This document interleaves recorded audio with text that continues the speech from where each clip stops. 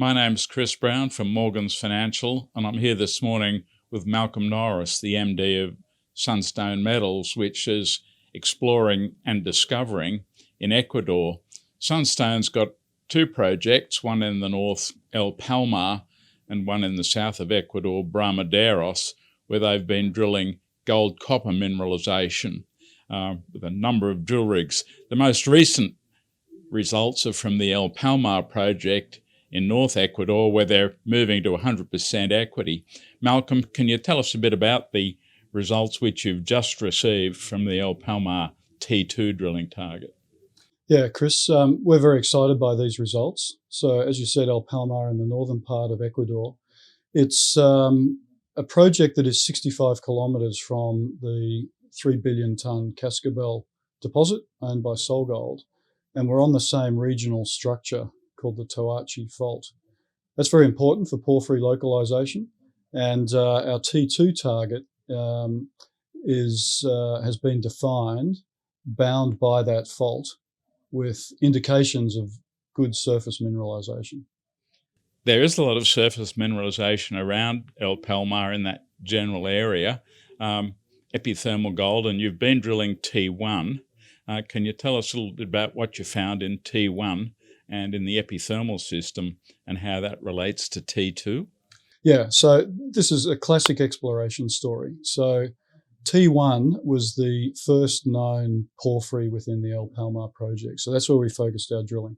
We've completed 21 holes. We released the results of hole 21 in this announcement as well. And that delivered nearly a kilometre of over 0.2 gold, 0.1 copper. So it was about a 0.43 gold equivalent. So that's a great result for hole 21. What that gives us is geometry for that deposit, and we'll be chasing that deposit with additional drilling in future. Titoana, which is an epithermal gold story, is in the northern part of the concession. That's where the drilling rig is operating right now.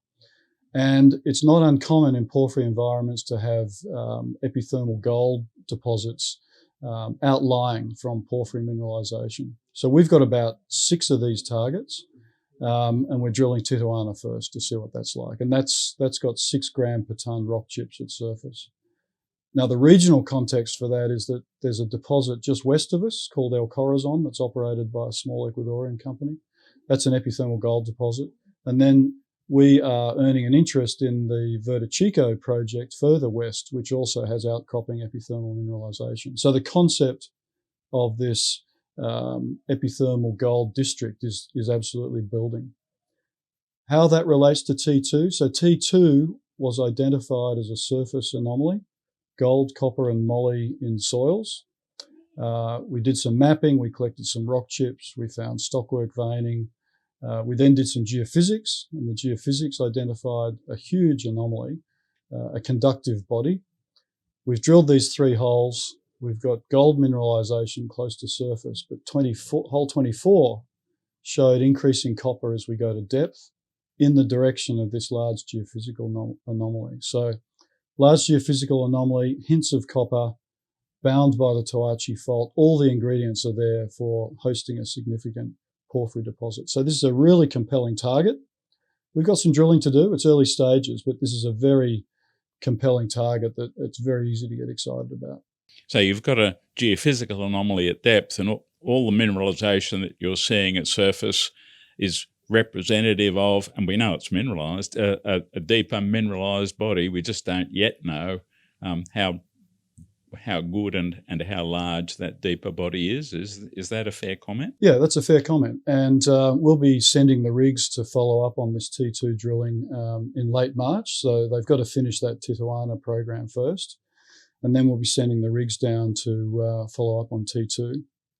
The other important component to this is if we find something at T2, which we think we will, obviously, then that combined with the at-surface mineralisation that we've already defined in T1 makes for a very significant porphyry discovery in this area. So that's what we think we're building up to. And with the deeper drilling starting, I mean, there's always the potential for high-grade epithermal in the current drilling program, but the deeper drilling in T2 starting in March, how long does the hole take and how long do the assays take before they get back to you? Yeah, so it's going to be the back end of March before we start drilling T2. And then the holes are going to be between 700 metres and 1,000 metres. We're drilling sort of, I don't know, on average, I guess 30 metres a day. So it'll take a few weeks to drill. Assay turnaround time is very good at the moment. All our samples go to a sample prep facility in Ecuador and then they're air freighted to Vancouver. So we're seeing about a 4-week turnaround consistently. We'll be seeing results in Q2 of 2023. And let's not forget Brahma where you got 87.5% of that project. You produced a resource, 150 odd million tonnes in the Brahma Alba deposit last year. Currently, you're looking to drill at Limon to the north. There's a series of, I think, 6 or 7 porphyry targets down there. How's the drilling there gone? How do you see that program going? Yeah. So the inaugural resource that we released, as you say, 156 million tonnes, 2.7 million ounces of gold equivalent. That was gold, copper and silver. So a great start, and that's why we did that work. It provides a very good foundation. The resource was pit constrained and it's from surface, and these are topographic positive features. So strip ratio is extremely low. What we also released was an exploration target, which was between 3.3 and 8.6 million ounces gold equivalent. And that came from 3 areas. The area surrounding Brahma Alba resource, a target called Melanal, which is nearby, and a target called Limon. So our work now is to do more drilling at those 3 areas to move that into ultimately a resource, but also to define some higher grade, because what we do need at Brahma is some higher grade material. And you want that higher grade at the start of any development to pay back your capital as quickly as possible. We're confident we can find that. In January, we released results from a drill hole at Limon that was about 80 metres, that was about 0.9 grams of gold equivalent. So that's nearly almost double the resource grade. So that's the focus of the work, looking for higher grade and continuing to build tonnes in these other porphyry targets.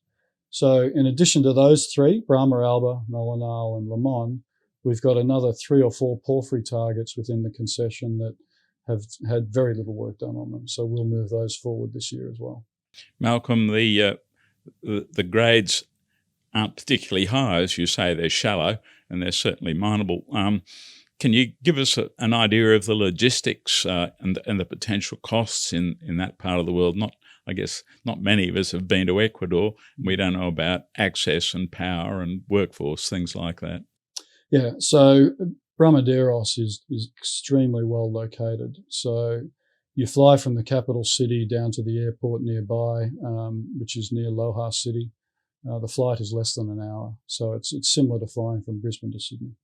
And then you hop in a 4-wheel drive. You don't need a 4-wheel drive because it's a bitumen road, and you drive for an hour and 20 minutes to our project site. So that's the Pan American Highway.